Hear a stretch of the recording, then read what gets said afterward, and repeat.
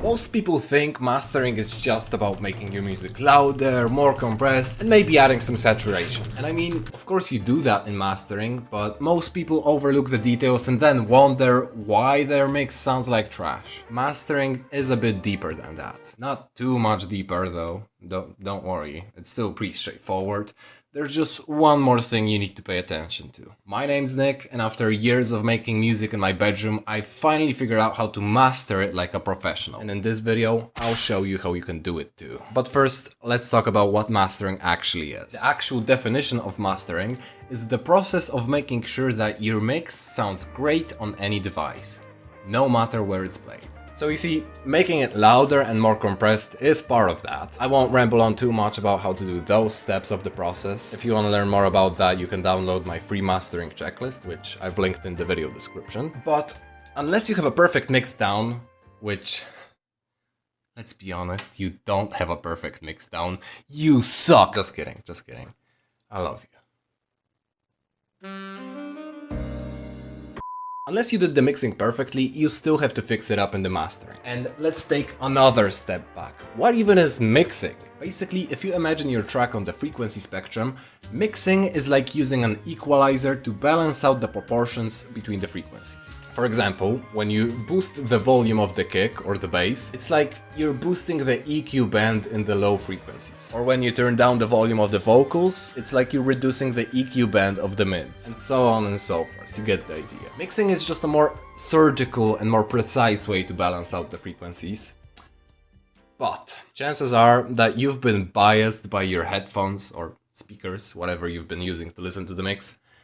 The chances are that they probably biased the way you were mixing. For example, I noticed that when I mix on these headphones, I tend to make the mid frequencies a bit underpronounced. So what I often do is I put an EQ band on the master and give it just a bold, broad boost in the mid frequencies. Don't be scared to make bold changes, even like a 5 decibel boost. There's nothing wrong with doing that on the master. It might seem stupid and mastering engineers will tell you, this is not professional. But it instantly makes my tracks sound way better, and I mean, you can't argue with that, can you? So, remember what we said about mixing, that it's about balancing out the frequencies? Well, here we're doing that exact same thing, just more broadly. Of course, it's better to fix these problems in the mix, but it's not always practical to do that, you know? Especially if you have like 50 different tracks. But how do you know what EQ adjustments to make?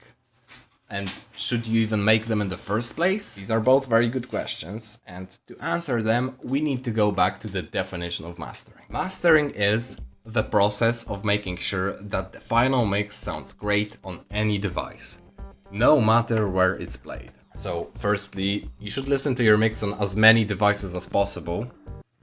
It's pretty self-explanatory. But there's another layer of knowledge to this. You know how the professional industry standard songs already sound great on any device, no matter where you play them? Actually, think of a song like that right now. It's best if you think of a song that's in the same genre that you're making. Okay, so, got it?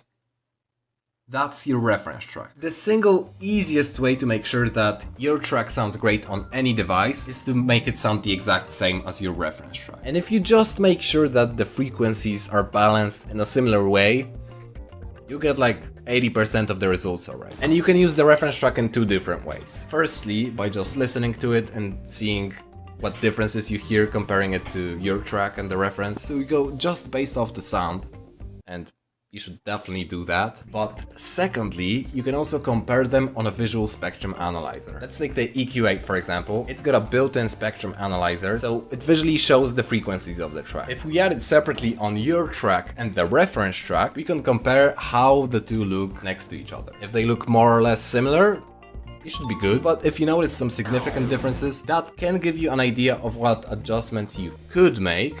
Keyword there being could, not should. I don't want you to just blindly make decisions based off of what you see. Or, I guess the decisions there would be made unblindly. You shouldn't make decisions based off the visuals alone. They should only give you hints. So make sure to double check that the changes you make actually sound good, and that they make your track sound closer to the reference track. So, you see, mastering is a bit more complex, but it's still very, very simple. And you know, because I just love you so much, I created a cheat sheet and a checklist for you where you can easily follow the mastering process from start to finish in like 15 minutes. And I don't know about you, but I'd much rather spend 15 minutes mastering my own track than pay an engineer $40 to do it. I mean, those prices are crazy. So if you want to master your track in 15 minutes and save yourself $40, go to the link in the description and download the free mastering checklist right now. If you've watched this far, I really genuinely appreciate you. Thank you. Cheers.